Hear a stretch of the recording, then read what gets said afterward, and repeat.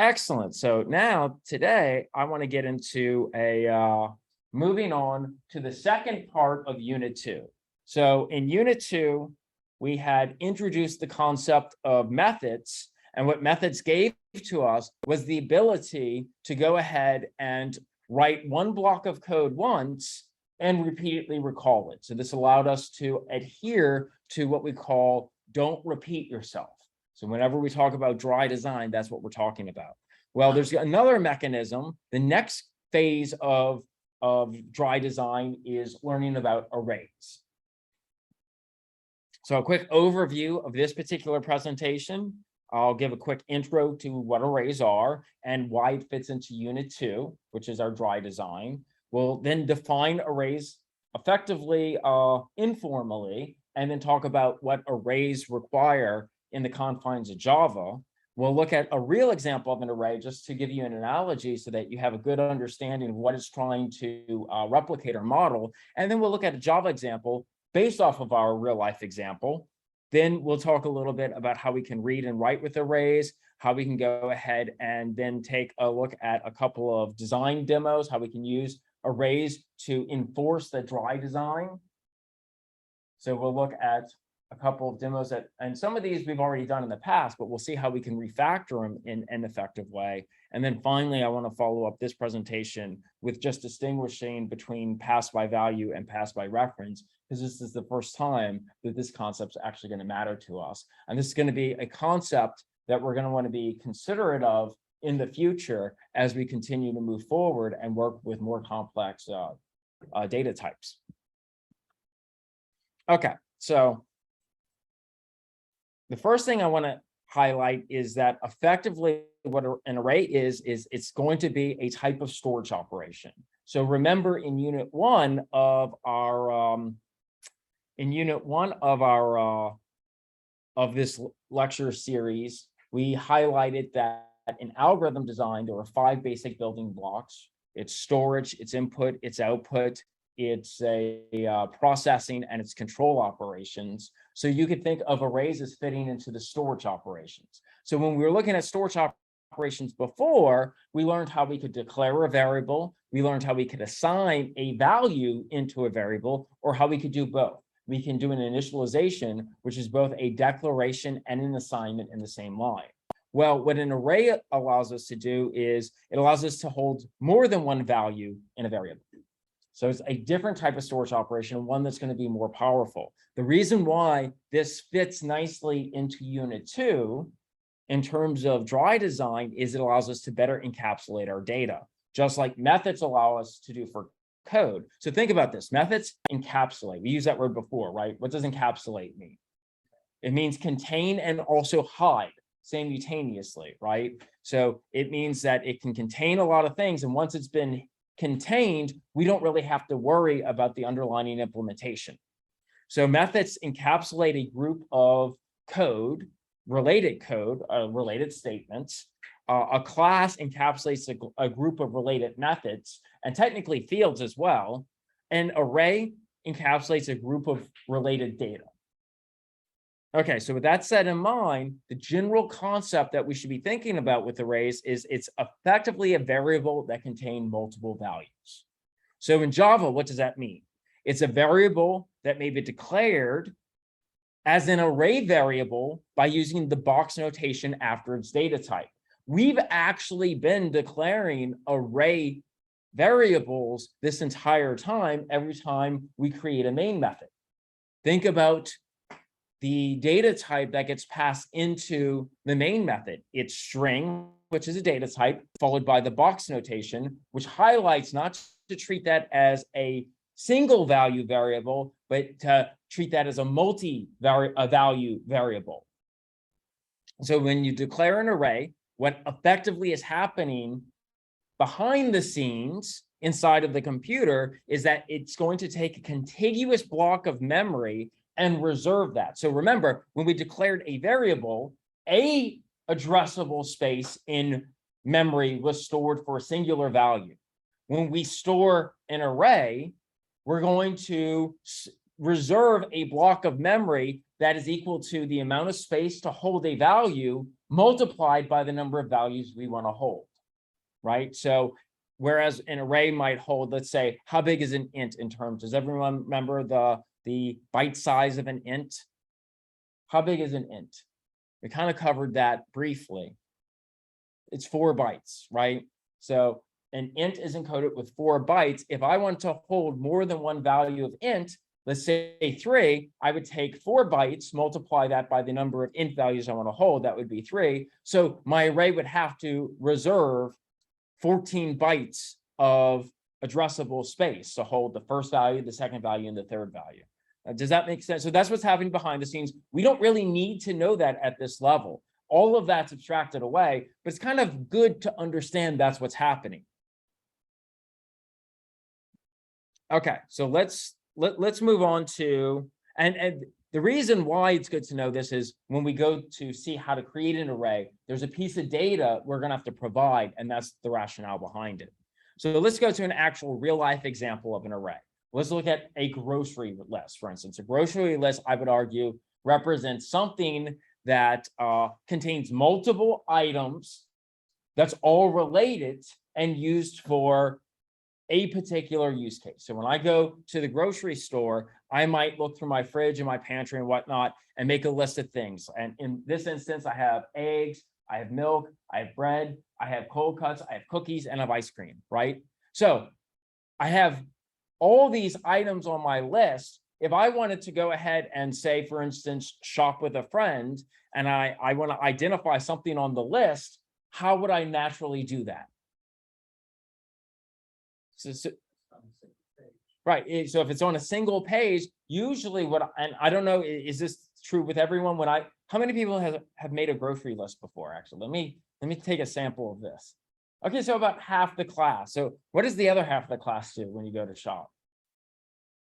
You just remember it. Okay, but you probably have like a mental list then, right? So you probably go into the grocery store knowing what you want to get. Now, how would you isolate something from a collection, from a list? If you wanted to identify one thing, what is a very common way that we do that? I would argue number it, right? So we'd have like our first element, our second element, our third element, and our fourth element on the list. So that's an important concept that we use in the real world to select one individual value from my grocery list. Like for instance, if I wanted to check to see if bread was on there and verify that bread is on there, I'd say, oh yeah, bread is item number 2 on my list. Now, when we start counting, we'll call that indexing. When I start indexing into my list to see which values are in there, because when I say grocery list, I'm talking about the entire set of items in there, right? Not any individual one item. But if I want to add something to the list, I have to go to the next empty line, right? Or if I want to take something off my list, like if I bought it, I would go to the line it's on and scratch it out, right? So in order to conceptually do that, what I'm doing is I'm finding the line number that matches the item I want on the list, and that's how I'm accessing it. So we use an index in the real world to access single value elements in a list. We're going to do the same thing in Java. Just know that our index number starts at 0. Okay, so yeah, what are the observations here? The grocery list may be modeled as an array. Any one item is accessed by its index. Here we have at index 0 would be eggs, then index 1 would be milk, all the way to index 5, which would be ice cream, right? So each has its own unique row number, index number into my list. What's a good observation? How many elements do I have in my grocery list here? I have 6. And what is the max count on my index numbers? And what's the rationale behind that? Why do I have 6 elements, but the max element number is 5? Because we start with 0, and that consumes part of the count. That's an important thing that you must not forget when working with arrays in Java. Okay, so let's see. The grocery list consists of a collection of related data values of the same type.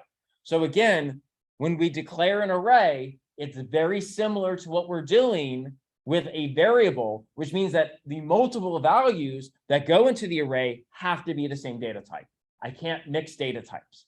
What does it mean to mix data types? I can't, for instance, have a collection where the zero index is a string, and then the first index is a integer, and then the second index is then a Boolean value. If I declare that this is an array of strings, then everything in there, every value has to be a string data type. If I declare that this is an array of integers, then every value inside that array has to be of an integer data type. And it's true regardless of the data type it is. Now, one powerful thing about, one powerful thing about what we're going to learn about inside of the arrays as it manifests in Java is any data type can be converted into an array variable type, so an array variable, even the user-defined one. So arrays are a powerful mechanism for organizing data that's related. And so our Java equivalent of this here would be, okay, this is a full Java application. So I'm going to create a public class init array. And can everyone see this clearly? Okay, so I'm going to define my class.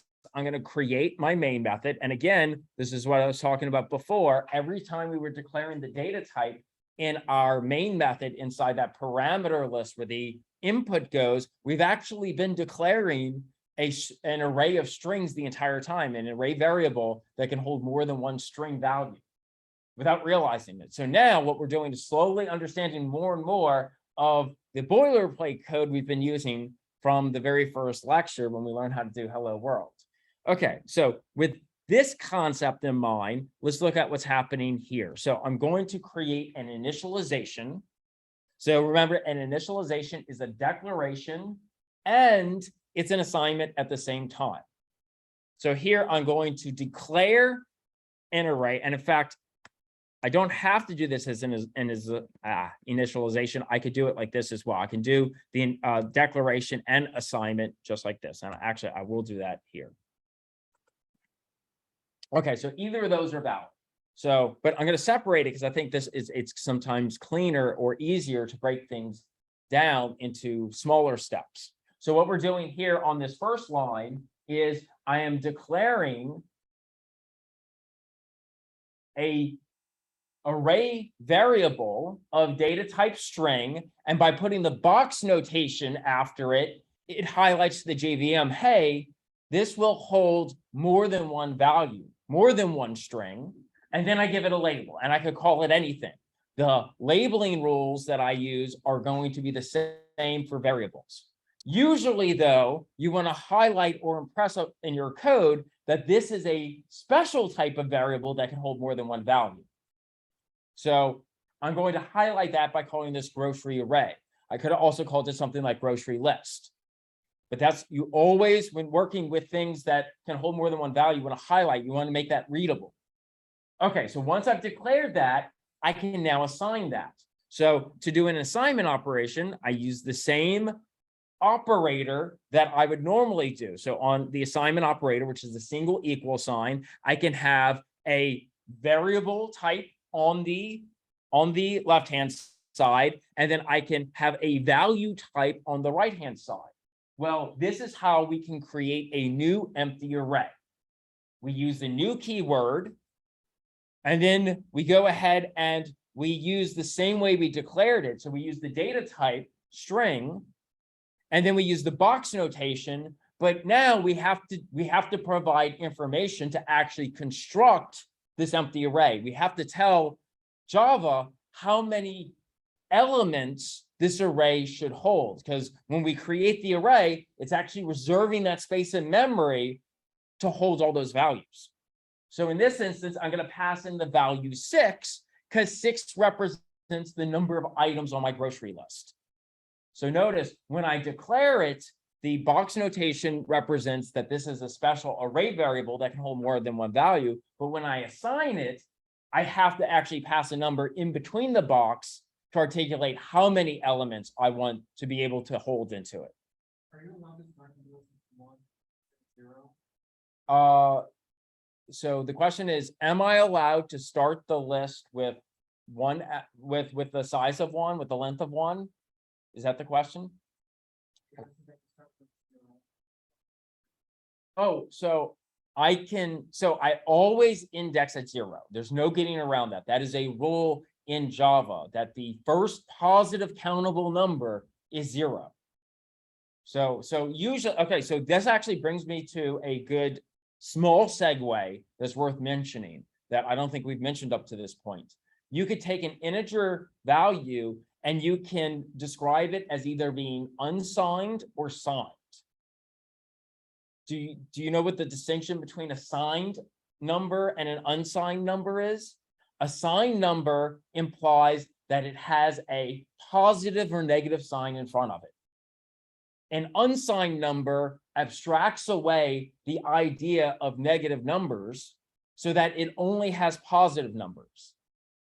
The advantage of signed numbers and unsigned numbers, and again, this is something that we don't necessarily have to think about in Java because this is a higher level language and it's abstracted away. But when you get into lower level languages like assembly, these are things that you'll have to be more considerate of.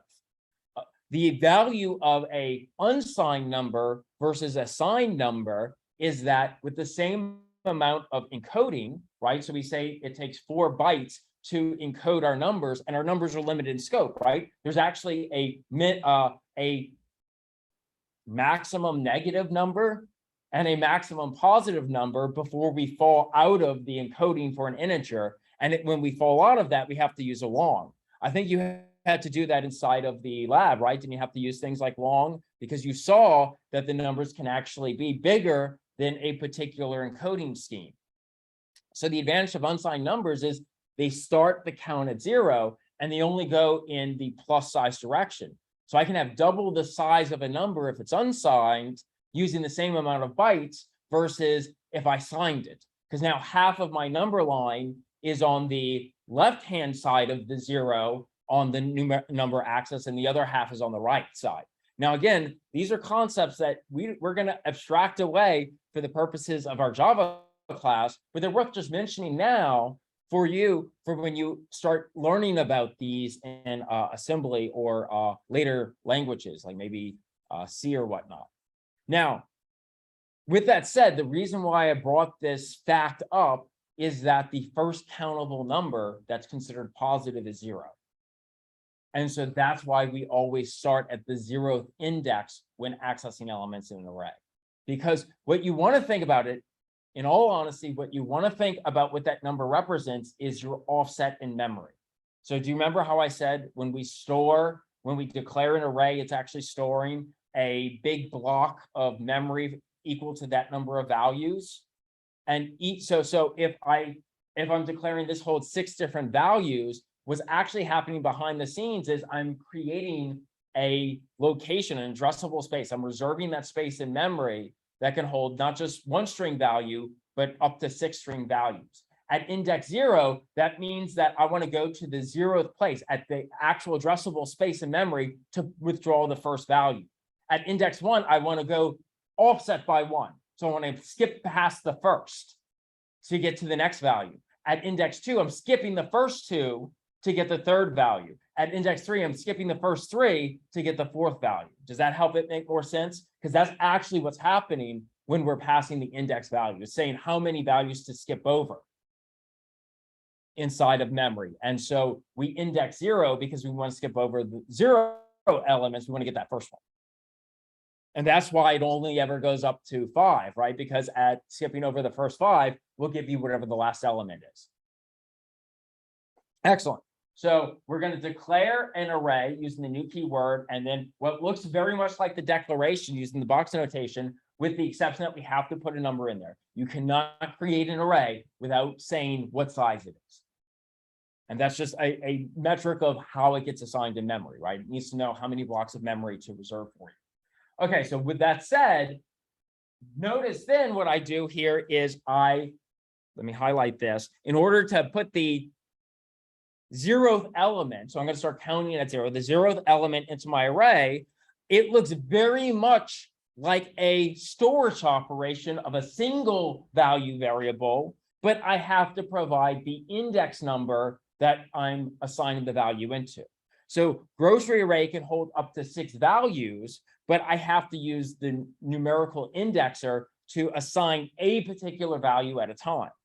So for this assignment operator to actually hold a string in there, I will access my, again, remember an assignment operator, I have effectively a variable on the left-hand side. So my variable that can hold more than one value is grocery array. Use the box notation to put the index value I want to go ahead and actually access. So here it's going to be the index value of 0. And then I can do a basic assignment where I can just store any string value there. And then I could do the same thing at index 1, index 2, index 3, index 4, and index 5. So by the time I complete this block of code here, I've now assigned every possible value, every possible space, every possible cell, let's call them cells, every possible cell inside my array with a string value. Now, I don't have to, I couldn't leave those spaces empty, right? It's possible for me to leave those empty, but in this example, I'm actually going to fill it up. But just know when you declare the size, that length, we'll call it a length, you can't have a length that's greater than that. So that is the maximum number of elements that array can then hold. Now, one thing that we're going to see is when working with arrays, since it is a singular variable that can hold more than one value, we make use of for loops a lot to try to access all the values from within an array. Remember, when we were talking about our repetition statements, when we're talking about control operations, we said there's one of two types of repetitions. We have the while loops and the for loops. While loops are typically done when we don't know how many times we need to loop ahead of time. For loops are perfect for when we know the count. This is a great illustration of when we heavily rely on for loops, because we have one variable that can hold, in this instance, 6 different values. If I want to access all the values, value 0, value 1, value 2, value 3, value 4, and value 5, then I can create a for loop that represents the index number into my array. So here I'll set a loop control variable set to I and make it 0. Then one of the elements, like I said earlier, when we declare an array, we have to pass it the length, the number of elements that hold into it. Once we do that, the array that's actually data that the array maintains. So all arrays have a read-only field called length, which we can then go ahead and query and ask for its size so that we don't have to memorize it. So on my loop control expression here, my Boolean expression, I will continue this loop so long as my indexing value, I, is less than the length of my grocery array. So the length is 6. I use less than and not less than and equal because 6 isn't a valid index number, right? My valid index numbers are 0, 1, 2, 3, 4, and 5. And then I will do I++ because that'll increment from 0 to 1 to 2 to 3 to 4 to 5.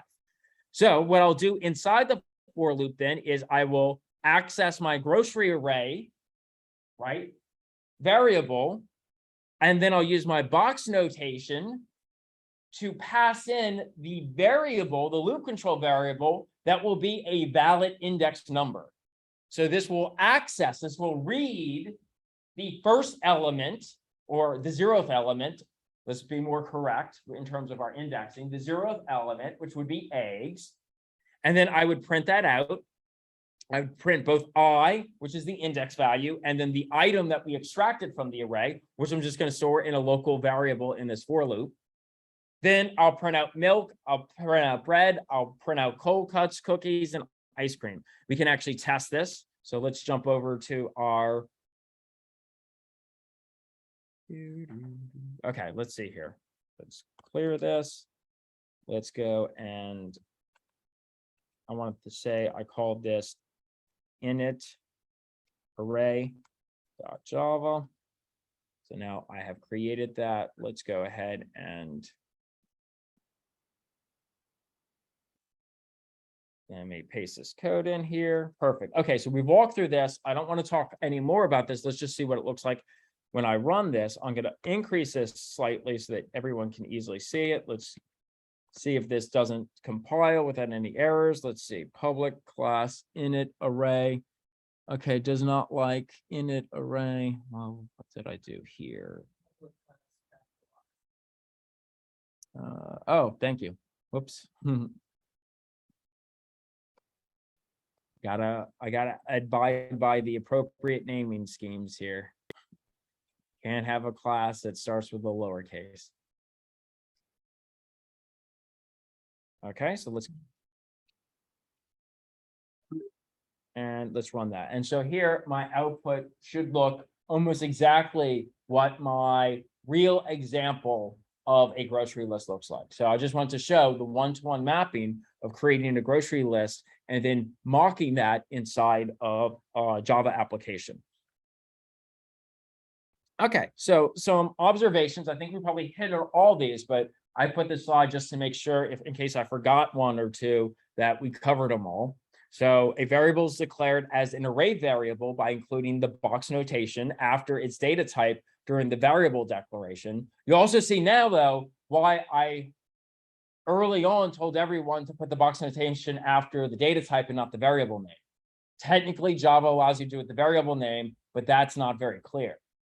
It's more clear for readability to do it when you're declaring the data type. Number two, an array variable may contain multiple values of the same data type. We saw that. Number three, you may declare an array variable on any data type that works with a single value variable. So the rules for arrays are the exact same rules in terms of legality for a single variable value. So whenever you could do a single variable value, you could also do an array.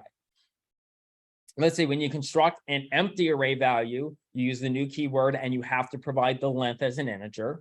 Array variables have a read-only field length. We saw that, which is fixed to that length of that particular array.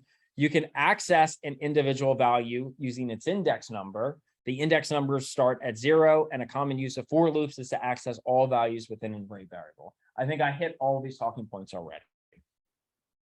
Okay, so again, just a slide that we've already talked about, but when I go ahead to give to these, it highlights an important concept very explicitly.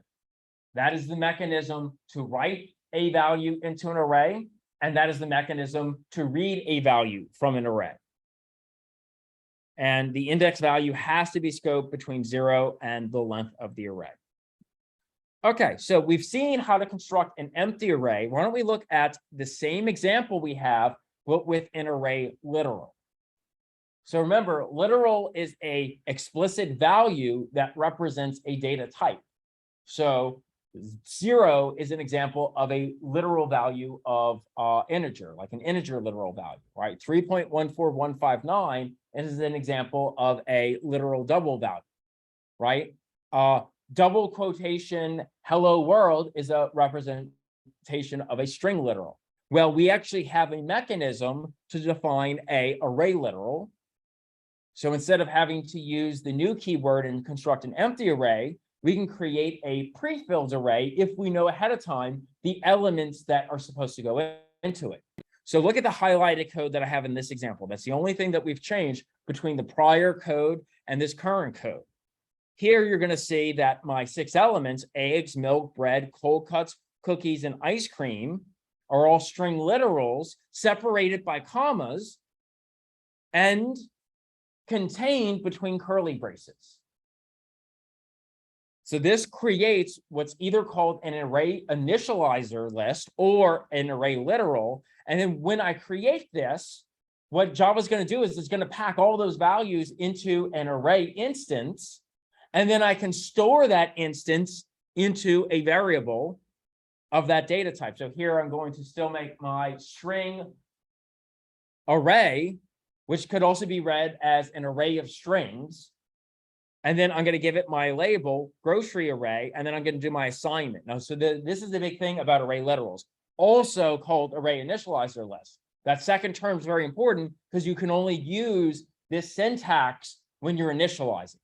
So you can't use this for a pre-existing array. You can't declare an array like in the other code that I did, the other example I did, and then assign and then build or construct an array using this approach. you have to declare and assign at the same time, or what we call initialize. But other than that, this is a nice approach of doing that if you know ahead of time the elements, because it's really readable, right? Eggs, milk, bread, cold cuts, cookies, and ice cream. Now, notice when we do this, we don't have to state what the length is. And that's because we've done even better than that. We've stated what all the elements are. So Java knows ahead of time, it can count how many elements that is, and it can naturally define the length based off of that. So it's going to say, oh, I have 6 different strings that I need to store into memory. I'm going to create a 6-length array to store all those values. Is there any questions regarding this? Is this simple enough where I don't even have to prove this, that the code works, right? Can I? And again, that's a statement, so put a semicolon at the end. I'm not even gonna, I don't even think this is worth running because I think it's simple enough. Prove it. Okay, I guess I'll prove it. I've been challenged. Let's see, let's just change this to int. Let's compile. And so we compiled without error. And there we can see that running this new block of code, right, that I've replaced with the old block, gives me the exact same output as the original block. So we've proved it. Okay. Again, some observations. I think we probably hit on all of these, though. Array literals are also known as array initializers. Array literal is a comma-separated list of values enclosed in braces. The array literal is only legal during initialization, not assignment. Thus, you cannot use an array literal on a pre-existing array. Array literals do not have to provide the length as it already provides all the values. Thus, the length will be the number of values in the array literal. Perfect. Okay, so we've talked a lot about what is an array, how can we create an empty array, how can we create a pre-filled array or use an array literal, and we also saw how to write into arrays, how to read into arrays, and how to use the traditional for loop to access an array. But I'm going to highlight this now. Using for loops is so common to access elements within an array that Java has actually created an enhanced for loop just for that purpose. So here, the important thing to note, though, when using the enhanced for loop is it's only can be used for reading values from an array and not writing values into an array or overwriting values or mutating the state of the array. So if you have to change the state of the array in any way, so do a write operation. A write operation is an assignment operation, right? So if you need to assign a value into an array, you have to use the traditional for loop. But if you need to constantly read a value, this is a good kind of shortcut. So the general syntax is that when you create your for loop, inside of your parentheses here, you can put the data type that's stored in the array and effectively a label for it. So effectively what you're doing is you're creating a local variable that will exist within inside the for loop block. Then we're going to use a colon as a delimiter to this local variable. And then we're going to pass in on the right-hand side of that colon, the array name. So this is the kind of generic syntax, the way that this would actually look like if it were real code. A code would be a for loop, and then this would be the local variable. So I will have a string from my grocery array that holds an item. And then on the other side of that colon is going to be the collection that I want to read each element from. And so what's going to happen is inside the for loop, the value of item on the first iteration will be the one that's held at index 0, and then the one that's held at index 1, and then the one that's held at index 2, 3, 4, all the way till you get to the end. So this guarantees that you will iterate. Again, I'm using the word iterate. Iterate is something we talk about with walking across an array, just like we would talk about executing a block of code in a repetition statement. So that might be a jargony term. You're going to hear it a lot. So this is just a way of illustrating that the value of string item here, of data type string variable name item, will change over the course of the for loop, and it will go through every possible item that's inside of our grocery array. And that could be any data type. So like, look at this. Suppose I had a array that held all the prime numbers or prime numbers up to 100. Then if I want to iterate across it and read each of those values, I could use the enhanced for loop. I create a local variable that I can then access inside of the for loop's body that will have, or it will be the element at index 0 and 1. It'd be the first prime number, the second prime number, the third prime number, all the way to the last prime number in the array over the course of that for loop. And I don't have to put a terminating condition or anything because Java handles that for me in the background. It knows I want to access that value and do something with it.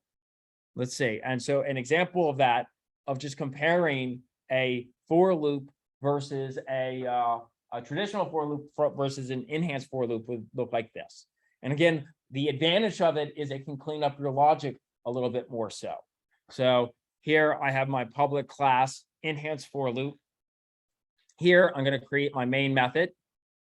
So here, I'm going to use the array literal or the array initializer list to create an array of strings that contain the values of Tom, Mary, Sue, and John. And then I will assign that into the array of string variable, the variable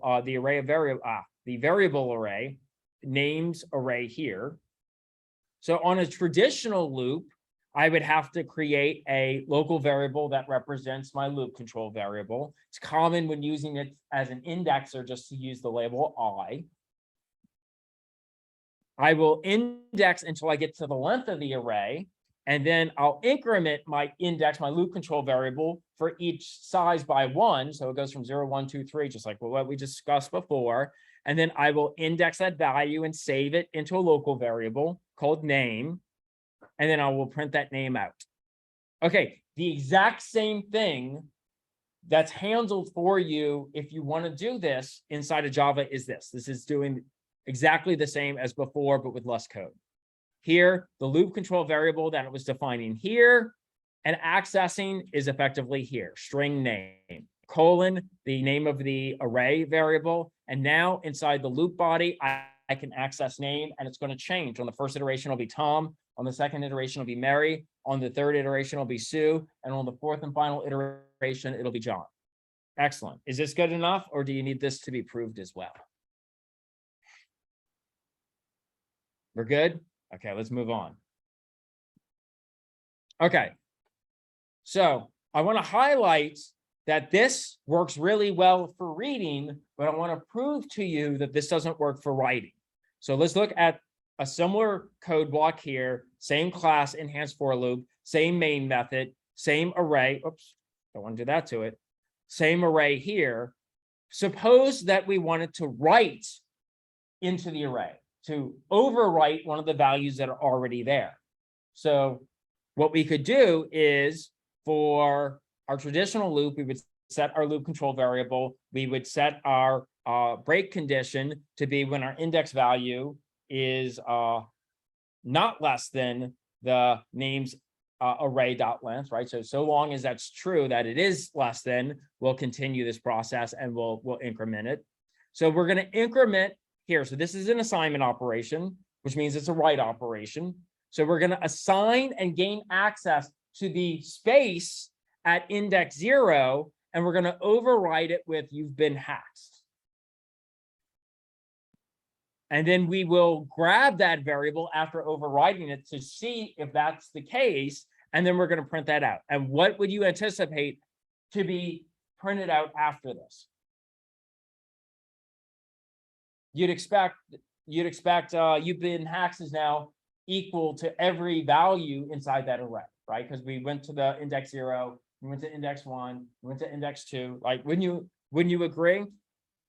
And in fact, let's test this out so that you can actually see what's happening here.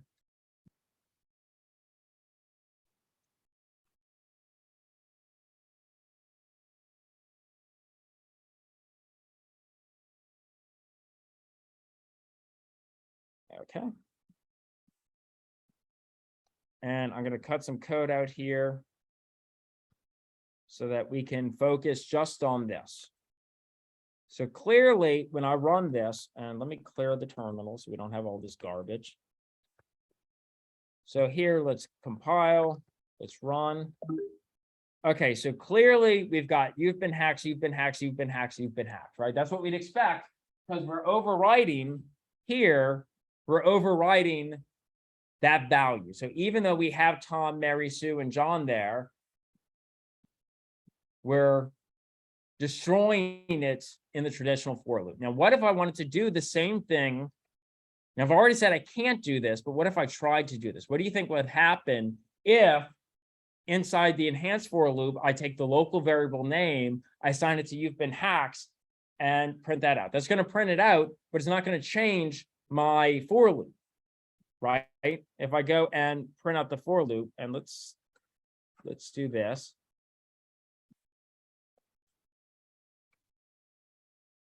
Let's get rid of this here. Okay, so I'm going to create a for loop here where I assign the variable name, right?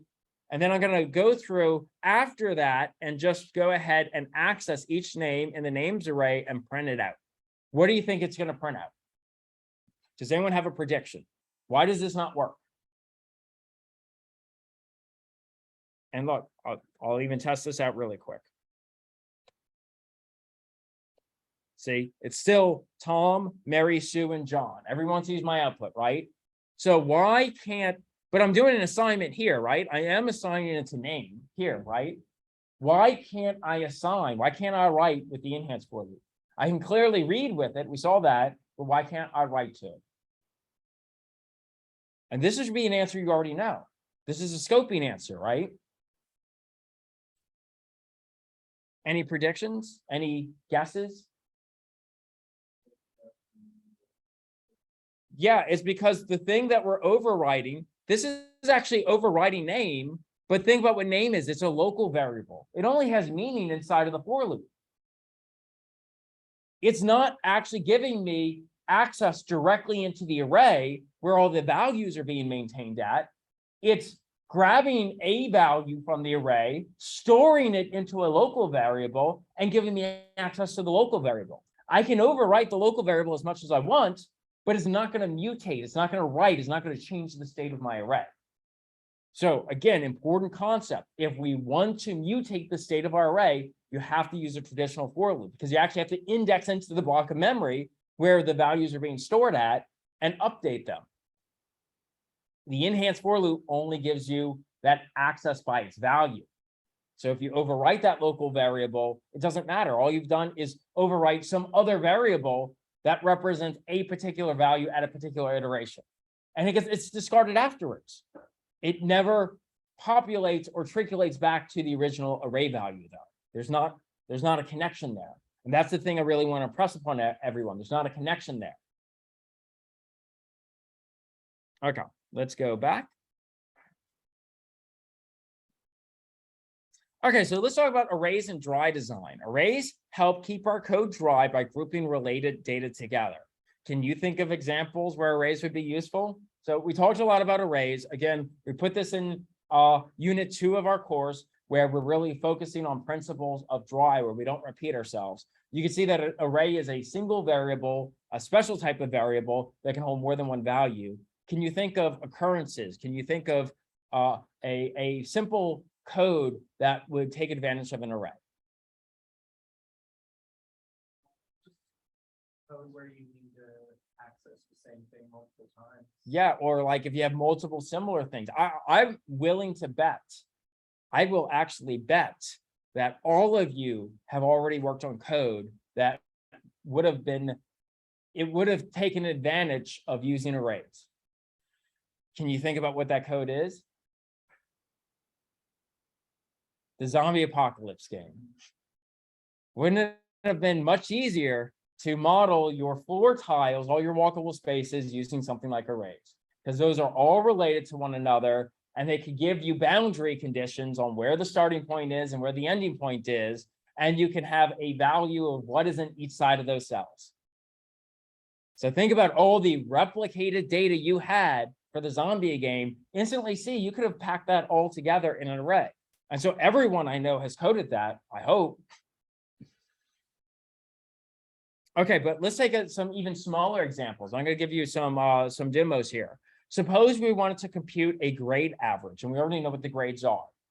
Okay, so we're not creating an application where we have to query the user. We have a collection of grades and we just want to produce an average on it. Before we learned about arrays, this is how we might have done this, right? Here I have a public class variable average, a main method, and then I create, let's say I have 5 grades. So I'm going to create 5 variables. Now notice they're all kind of related, right? We have grade 1, grade 2, grade 3, grade 4, grade 5. And so here I would store those individual grades. And then in order to compute an average, how's an average defined? An average is defined by the sum of the grades divided by the number of grades, right? The count of the grades. So it's not just enough that I know the individual grade scores when I go to build out this application. I also have to put the number of grades, the length of grades, the count of grades that I have. And so then I have to compute my sum here. Before we learned about arrays, I'd have to do this manually, right? Because each one of those values is stored somewhere else in memory, in its own memory location. So I would dereference the grade at grade 1, I would dereference the grade at grade 2, and grade 3, grade 4, grade 5, sum those together, and then I would produce an average, right? So this is exactly how you would have had to have done this prior to arrays. With arrays, this is what my code looks like. I can use an initializer list if I already know ahead of time what are my grade values. That's what I'm doing here. Then I'm going to assign that resulting populated array that it's going to produce a array filled with these values. I'm going to assign that then, going to set that in. I'm going to initialize my grades array. I will create a sum of 0. I will use the enhanced for loop because we don't have to overwrite anything. So this is a good instance of when I would use that. So for each grade in my grades array, so notice here, I'm using plural to illustrate that this is more than one grade. Then inside my enhanced for loop, I'm using as a local variable, the singular grade.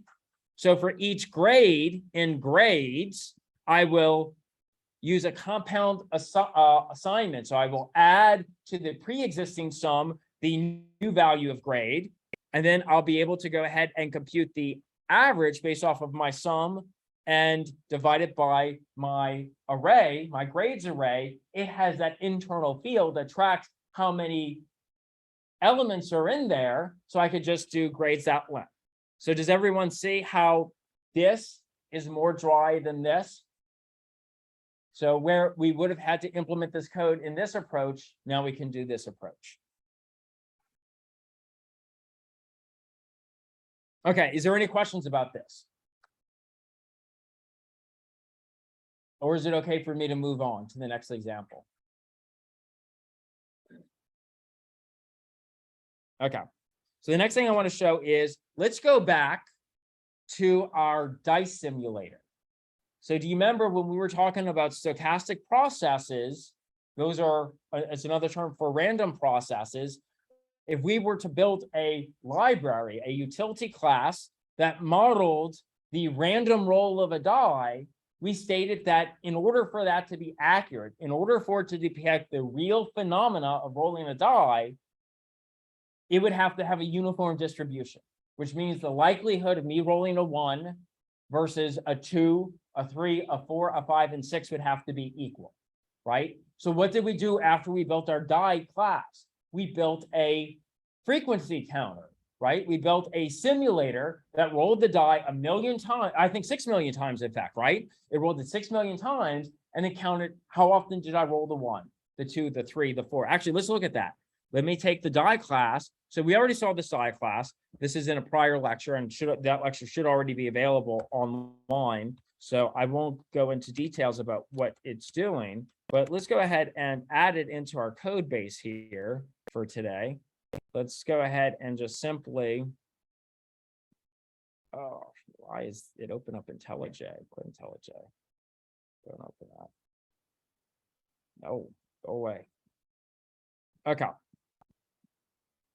There we go. So we have our die class. Now, the goal was, let's run a simulator to test it so many times that we can get an intuition, we can get insight into its behavior to see if the random process by which it generates numbers is in line with our mathematical definition of how a die actually rolls. So didn't we create code? Isn't this the code we wrote earlier? Does everyone remember this code? And let's actually go to our die tester here.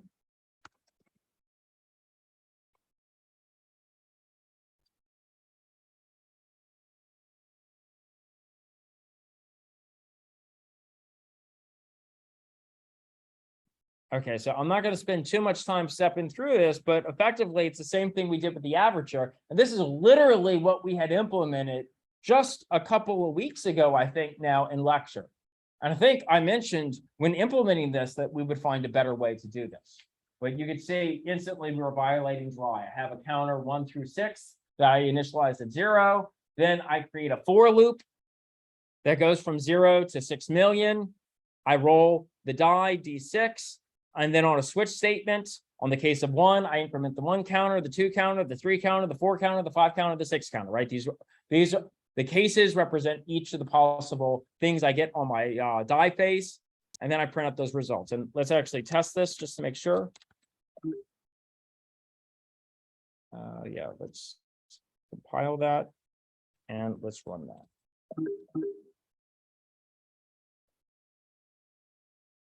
Okay, so what did I do here? Die tester,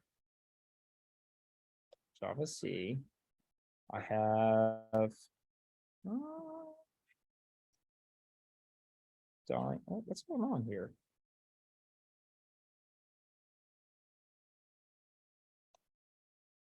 No. Oh, do I need to save it?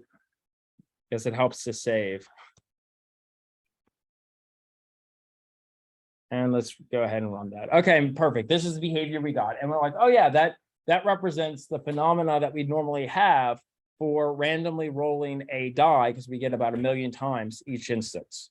Let's look at how we can do this in a better approach. Let's look at the approach that takes advantage of arrays. So this is the non-dry approach. This is how we can make our code go dry. Here, I'm going to create a integer array that I'm going to call frequency. That's going to count the number of times I roll a particular die. And then I'm going to create a new empty array. When I create a new empty array, the initialized value of an integer array starts at 0. So when I create an empty array of integer data types, the default value is 0. I'm going to create an array that can hold how many elements? How many elements is this? Why am I doing 6 elements? It's a 6-sided die, but 6 elements. Yeah, so it's a 6-sided die. So probably actually what I want to do is 7.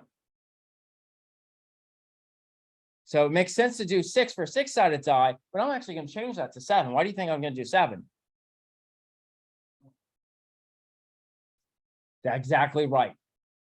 I'm going to use the index into the array, the number to access into my array as part of my data model. It will represent the value of the die that I rolled. And that is a very common use case for using your index number. So keep in mind, when we start encoding logic on top of arrays, one of the very common approaches is finding a way to make the index number something that's meaningful. So in the instance of rolling in a die, 1, 2, 3, 4, 5, or 6, right? I want to be able to take that die number, index into my array, and increment that count at that level at that time. So that means index 0. I never roll a 0 on my die, so that'll be a dummy value. That'll be a padding value. That'll be a value that we know exists, but we don't care. We'll ignore it. So I'm going to create a 7-element array so that my max index value is 6. Then I'm going to do my for loop, where I'm going to, let's go back to this and only do the 6. I'm going to iterate 6 million times. I'm going to roll the die. And then notice I'm going to take the die sum, which is either going to be a 1, a 2, a 3, a 4, 5, or a 6. I'm going to index into my array variable at that location. And since this represents effectively a variable, anything that I could do to a variable, I can do to a particular index value. So since I'm passing in a integer value into the array variable using the box notation, I can perform an increment operator. Recall, an increment operator in specs, it reads the current value at that location, and then it updates it, it overwrites it, it increments it by 1. So here, I'll go ahead, and if it were a 1, I increment my count of the number of times 1 has occurred by 1. Or if it's a 2, a 3, a 4, a 5, or a 6. Then after I do that, I'm going to do a for loop where I'm going to start at the die face that's valid, right? So notice I'm not setting my die face equal to 0 here. I'm setting it equal to 1. And so long as my die face gets is less than, let's put 7, is less than 7. So that'll be 1, 2, 3, 4, 5, and 6. I will increment my die face. And so here I'll print out my die face and I will index into the die face to get the number of counts, to get the frequency that it occurred. So this should produce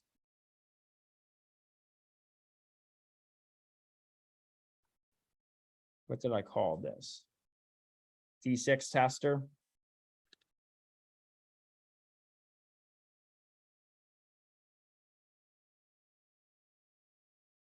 No IntelliJ.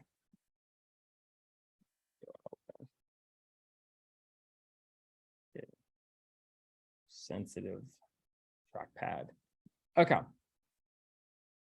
So here, let's compare this. I'm going to put this code in here. We'll compile it.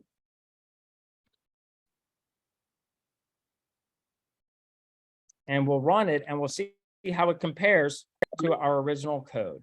And there we go. And notice the counts that we're getting are illustrating that, yeah, we're getting a uniform distribution. The behavior of my dice tester versus my D6 tester is exactly the same, right? So from the end user's perspective, it's not evident that we coded it with an array or with variables. Remember, when we learned about algorithm design, we said you could create any kind of algorithm. Part 2 is about making it better, about using drawing. Does everyone see why this is better, though? How this is not just less code, but it's more robust. It's more scalable. What do I mean by that? Well, what are some things that we've noticed by implementing this? Well, for instance,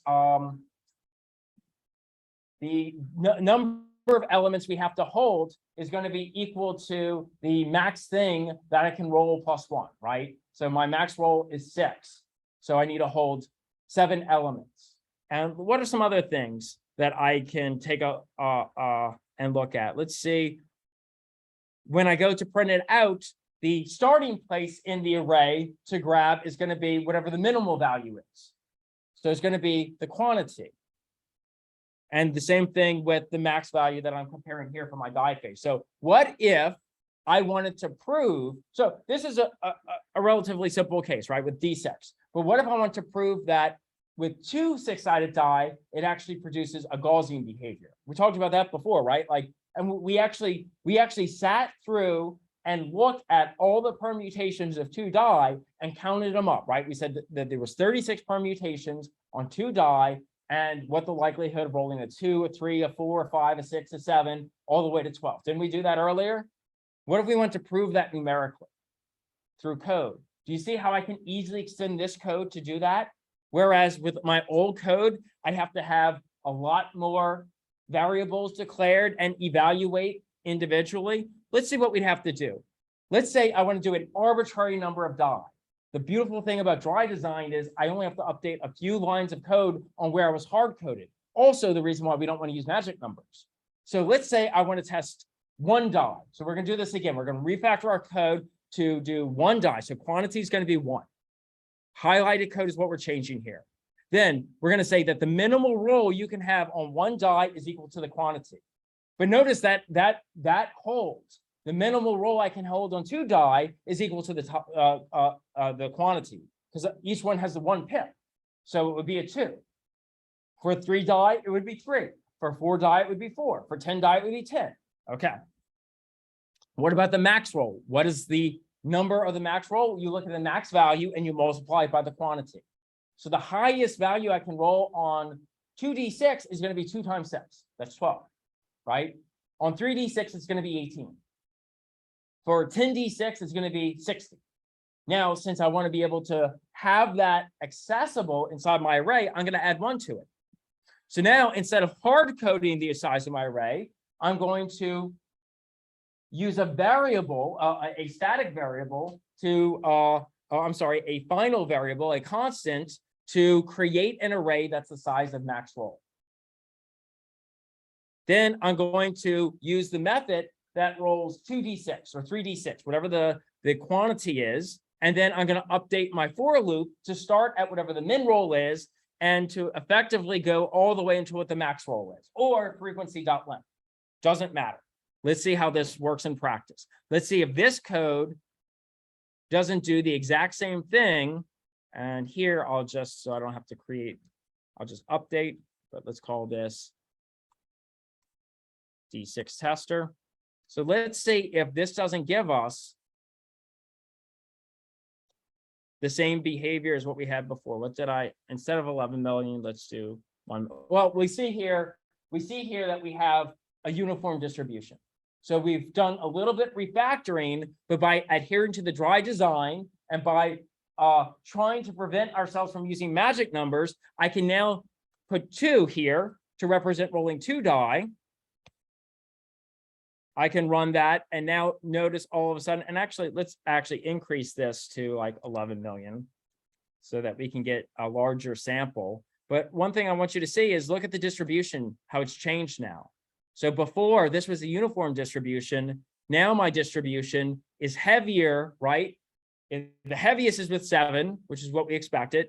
And then it's going to be within inside this band. And in fact, the chances of getting 2 or 3 are much less. And if I did that a million times, it's the same thing.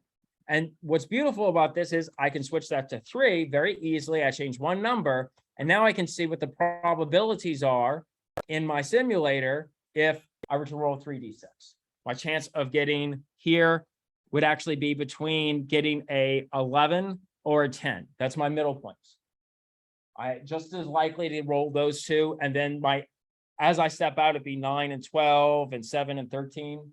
So again, this is the beautiful thing about designing with these principles in mind. It allows us to extend our code out in ways that would be impractical otherwise. Okay, let me just make sure there's no other observations here. Yep, 2, 3. Excellent. So that's, I think, where I want to stop today. That brings me to 12:15.